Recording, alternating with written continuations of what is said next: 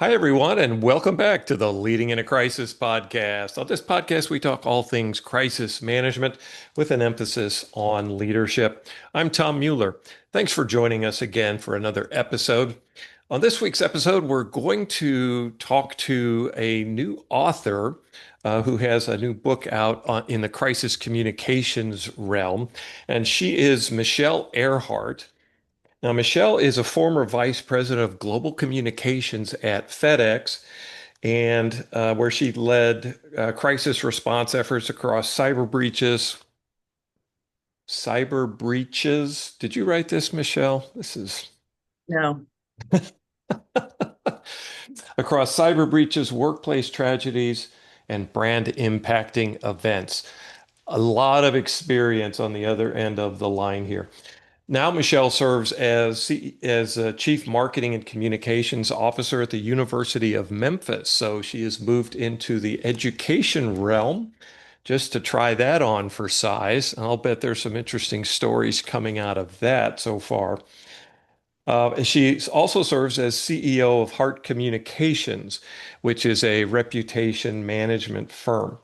Now, her book is called Crisis Compass and is really intended to be a guide for any company trying to prepare for crisis or being ready to respond to a crisis. Michelle, thanks for joining us. Well, thanks so much for having me. I'm glad to be here. So, first of all, you've got a lot of experience there, but why write a book? I think I used to joke early in my career with anyone who would listen. I had a book in me. I thought maybe it'd be fiction, but as I decided to pivot in my career, I started to think about what I wanted to do after I left FedEx. And I left FedEx in 22. And I was thinking about heart communications and what did I have to offer that someone might be interested in? And I kept circling back to crisis communications. And I kept thinking, when you're in a crisis, what you need is someone who's been through many. And I had been, and that was the area that I could lend a lot of expertise. But then I started to think about what if you can't find that person, or you're a small business or you're a startup and you can't afford it. What do you do? And that's really where the book came about. I started thinking about how I became a crisis communicator because I did not seek it out. I bumped into it. I fell in love with it, and it became really the pinnacle of my expertise. So what did I need when I started out in crisis comms? What did I wish I had? And that's the book I wrote. So that anyone, whether you're a small business or the CEO of a Fortune 50 company, could pick up this book and get something out of it. Now, I read in your bio that, and you just mentioned you kind of bumped into crisis communications along the way, right? It was part of your career progression, and you were kind of in the marketing space, but thinking about communications. But you had to kind of make a decision at one point to take a role that would give you that type of experience, right? Right. I had a leader tell me early in my career, and he was talking in a town hall, but it felt like he was talking directly to me. And he talked about sometimes the best path up in a company is sideways. So think about looking for areas where you can grow and learn that allows you to have enough skill set and leadership to be prepared for the next level. And that I took that to heart. And I actually made several lateral moves early in my career at FedEx to gain more experience.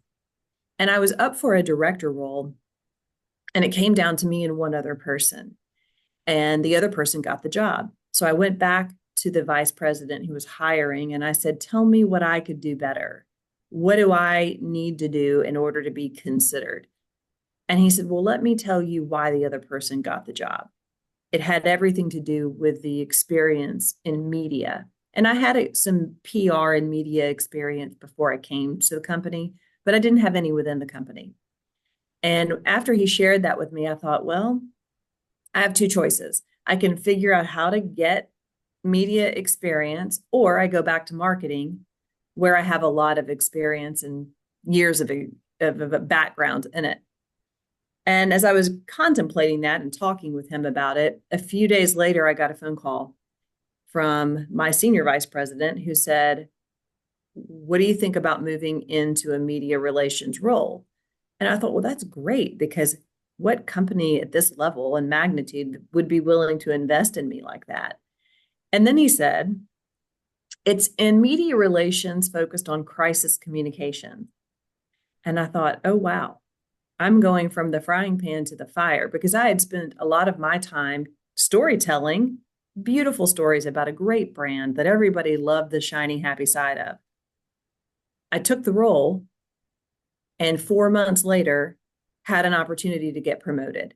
I would not have been qualified had I not taken that lateral role. And I joke in the book about that 4 months being the longest 5 years of my life because in 4 months, I list out in the book all of the things that I encountered and worked on and became a spokesperson for. And it is years of experience that most people would get. But because it's a global company, there's so many potential reputation crumbling situations that you encounter. And I had spent my entire career up to that point on the brand side, making things look good, sound good. But learning about the vulnerabilities of the company made me a better marketer, a better communicator, and certainly a better crisis communicator. So it was a pivotal moment in my career and it changed everything. And so that's one of the things I talk about in the book about making sure as you are the CEO of your own career, think about lateral moves and opportunities to go and learn and do new things. It doesn't have to be a promotion for it to be beneficial. Yeah, some really great career advice there. And you're taking me back to early in my career where I started kind of in operations roles, and I worked in the oil and gas industry my entire career, other than 4 years as a journalist. Um, but I've counseled younger people over time to go look for some of those operational roles that take you out to the facility level, learn the business from the ground up, and you will meet people there who are, engineers, managers who are also early in their careers, and you're going to follow those people through the company your entire career. And so it's huge. And I was just amazed at how many contacts I had across the executive levels of the company because of that time I spent early in my career out in the field. So That is such great advice. yeah, unfortunately, most young people I spoke to were like, no, we want to be here close to headquarters where things are happening, right? And it was, Mhm. I stand by the advice, but it was hard to get people to listen to it. But there we go. We do what we can. Hey, you offer a lot of good advice in the book, Michelle. And preparing for a crisis, developing a crisis plan is a key part of that, as well as executing when things go wrong. In your view, which is the most important, preparing for the crisis or executing during a crisis? Yes, you have to do both. Good answer. Because look, the reality is this. If you find yourself in a crisis, that should not be the first time you have thought about what you're going to do if something happens. Because if you do, then you're on your heels. So when I talk about planning for a crisis, it goes back to what you said and the advice you give these young people. Know the business. In order for you to really be a good communicator for any organization that you're communicating for, you got to know what they do. You got to understand the business. And if you know the business, then you can easily spot where there could be issues. You're in the oil industry. I mean, think about refineries and issues with operations or supply chain, any malfunction that might go wrong. You knew where the problems could be. So that's what I mean by preparing for it, understanding where the vulnerabilities are for your company. And then to your point, have spent time building your network so that you know who to call if one of those things comes to life. And when I talk about best in class, I mean, FedEx really is best in class. I would imagine any global transportation company that's flying airplanes 365 days a year and has large vehicles on the road, I mean, they're vulnerable to issues. If they aren't prepared for that, then shame on them. And they are prepared for that because they know that that is actually part of their standard operating procedures, is to think through those contingencies for business continuity purposes, but then also from a crisis perspective. So a large amount of the time I spent in leading crisis communications was in tabletop drills or scenario planning, or we would get into a room and go, all right, give me some terrible situation you think could happen. And then we would take it 5 steps further. All right, what if this happens? What if that happens? What if this happens? And it's not that we were writing a plan for each of those specific instances. We were thinking, and we were learning to think on our feet. We were learning to go, okay, if something else comes our way, what's the next step? Because you don't want that crisis to be the first day you've ever thought, oh my gosh, what would we do? Because you're not going to make the best decisions. You're not going to have the right people to contact. You're going to be paralyzed when you really could just be in the action, because that's what matters in a crisis. You don't have time to plan. It's too late. You have to go. Well, one of the tenets of your book is that crisis communications is a muscle memory skill, right? To your point now about practicing, and it doesn't take a lot to brainstorm with your team, right? You could do that in weekly team meetings or once a month team meetings, and just take 30 minutes and set it aside and say, let's talk crisis for a minute. What about this scenario? How would we Mhm. manage that? And Agree. talk through those kinds of things.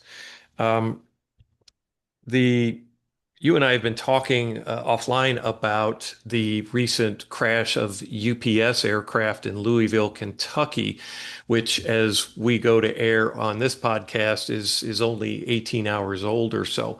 But that's kind of a horrific scenario that that company's dealing with now, with an aircraft that crashes. There are people injured on the ground. Uh, you know, in your time at FedEx, did you sort of contemplate those types of scenarios? Oh, did we? Yes, and can guarantee UPS has done the same, because you are not a responsible business of that global magnitude if you haven't done that. If you haven't thought through what's going to happen if we have an issue with our equipment. We went through things at FedEx, nothing to the magnitude of what we saw today while I worked there, but very many scenarios. And we would test the scenario. Okay, what happens if a plane crashes? What happens if it crashes into a school? What happens if it Oh, crashes into a hospital? I mean, you don't want to have to think like that, because that's the most terrible thing you could think of.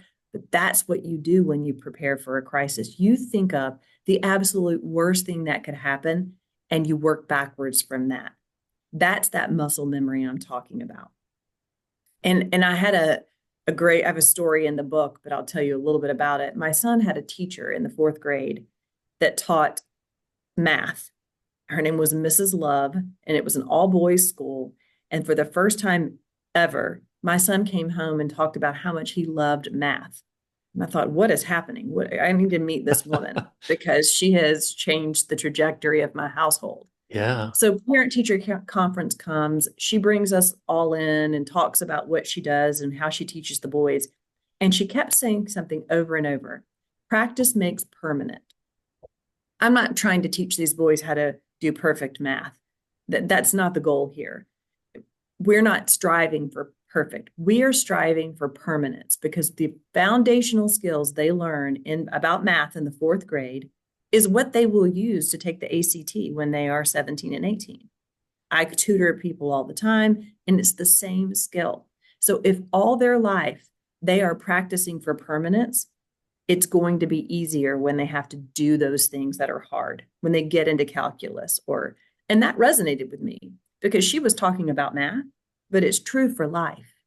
Mhm. If football players don't show up and play a game, they practice before they go. Ballet dancers don't just show up and do a show, they had to condition and practice and rehearse. And the same holds true for good crisis communications. I would imagine the UPS crisis communications team is hitting on all cylinders right now because this is not the first day they thought about this happening. It's a tragic day and it did happen, but they know what to do. Hey, in your planning, did you have resources lined up for to scale up your communications capabilities so you could pull in additional resources? Talk to us a little bit about how you sort of see that for a company.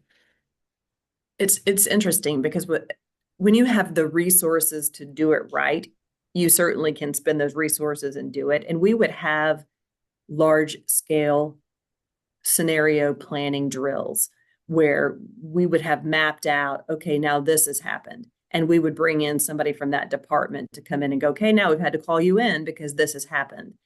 Um, Even to the point, we did one scenario planning drill where we had used an outside company to come in and kind of keep us on our toes and surprise us. And they had created videos of, oh, this has happened. And by the way, now the media has showed up and here's your employee talking to the media unscripted and saying things you didn't want them to say. Now, what do you do? And they had actually gone out and staged our own employees doing these things. And it was helpful because it puts you in the moment and you go, oh my goodness, oh, I did not want you to say that. Now, what do I do? Mhm. So you can go as elaborate as that, or to your point, it can be your leadership team sitting around at the end of one of your weekly staff meetings and going through it. But the key is to have created that kind of path in your brain that you've thought about this before the day it happens. And there's so much value in doing that and just getting your team coached up on it and just ready. If something happens and you get that call, at 1:30 in the morning, hey, we've had an incident. We need you to mobilize. People are already thinking about, okay, what's the scenario? What should our messaging be? What's our staffing levels going to be? All Who do of we those call? things. Who do we call in? Who's next? Who's got to be in the room? Uh, you make a good point, and one of the original stories I tell in the book is probably the worst crisis I've ever worked on. And it was when I was the vice president, and it was in the midst of COVID. And we had an active workplace shooting in Indianapolis that happened while we were all working from our homes, right? So we'd kind of already been in that crisis mode of knowing COVID taught us every day, every minute is often different. And you had to kind of be on alert. But in the midst of even COVID and the longevity of it, we were doing scenario planning. And we had done a tabletop exercise 2 weeks prior to that awful incident that was a workplace shooting drill. And of course, it was completely different because you don't have any way of predicting what would happen in reality. But when I got the phone call at 11:30 at night saying it was happening right now, and by the way, it's playing out on social media, our security team hasn't even had a chance to call us yet. We knew what to do. We knew exactly what to do. And I talk about in the book, as terrible as this sounds, I mean it as a great compliment. It was the best crisis we've ever done because we were prepared and ready Mhm. and we knew what to do next. And it was still horrific and sad and all of the things that you feel. But when you're in it, we knew what to do. And it allowed me as a leader to be the leader. It allowed me to lead the people, find a way to make sure they had space to rest, to eat, to see their kids, and to come back because it wasn't a 24-hour cycle crisis. It was a 5 week crisis. Right. Yeah, it's a fascinating story. Again, the value of preparing and being ready and having to do it, remotely just brings a whole nother layer of logistics. But I want to shift gears now and talk to you a little bit about the messenger, because another tenet of your book is sort of control the messenger. And as we know, not all of us, not all executives are created equal in terms of their skill set for standing in front of cameras or fronting a press conference or being empathetic in front of a room of family members. So, have you ever had to tell a senior executive, no, this role isn't for you? Yes. more than once. But I think the good news for a company like FedEx, it's a big company, and you have options and you have people who have been through training. And the person closest to the issue may not be the right person to be the spokesperson for it. And that goes back to the whole idea of being prepared for a crisis. You know, media coaching someone to walk into a press conference is too late. Right. That media training should have happened long before. And most executives have an opportunity to stand in front of large groups and practice this just naturally in the course of how they run their organizations. I think when you put a camera in someone's face, it brings a different level of anxiety and nervousness. It So does. you have to give them that chance. And we spend a lot of time, and I do it with clients, and I actually do it here at the university, and I certainly did it at FedEx, of giving them the opportunity to sit in front of a camera and pretend it's real and then play it back for them. Right. And that's the hard part. It is. And there's so much value in doing that. But I want to share one quick story with you. This is back from the Deepwater Horizon oil spill response. This is back in 2010 now. But one of the sort of most impactful things we did communicating around that was created a series of technical videos, right? Because remember, things that were happening 5,000 feet below the surface of the ocean on the seafloor. There's equipment moving around, submarines manipulating things, equipment's being lowered. And it was hard to tell that story to people and to reporters. So we started producing a series of technical videos to update people and show them what was happening. And we had chosen one of the senior executives in the firm to present those videos. But interestingly, and this is a very competent, executive who, as you said, had done town halls and other things. But when we put him in this position, it just didn't work. I And had a they similar situation. they tried several times and, he just couldn't sort of connect. And we had to sort of stand him aside, found another manager who was very, again, equally competent, a little more technical focused, and he was fabulous. And so he became our technical video spokesperson for the duration of the incident. And they produced, I don't know, maybe 15 different technical videos over the course of that, which were highly sought after by journalists and pretty much everybody watching. It's brilliant. Brilliant But approach. Good job. but the point is, sometimes the person you think's going to be the right spokesperson isn't, and you have to be able to shift gears. And when egos get involved, sometimes that's not an easy thing to do. But if you think about what your job is, my job was to be honest and to tell them if you want to repair the brand and ensure the reputation doesn't seek out more damage, we have to change who the spokesperson is for this. And most people will not question that. And now I probably didn't get invited to some dinners. Maybe I got taken off a Christmas card list or two, but I did my job. Mhm. And we're not doing these jobs because they're easy. We do these jobs because we're doing what's right for the organization, which every executive is there because, I mean, you would think they're there because they want that too. So they can be reasoned with. Uncomfortable conversations, yes, but they're still important. Hey, there's one other chapter in your book that really caught my attention, and it's chapter 5 on strategic silence, choosing not to communicate.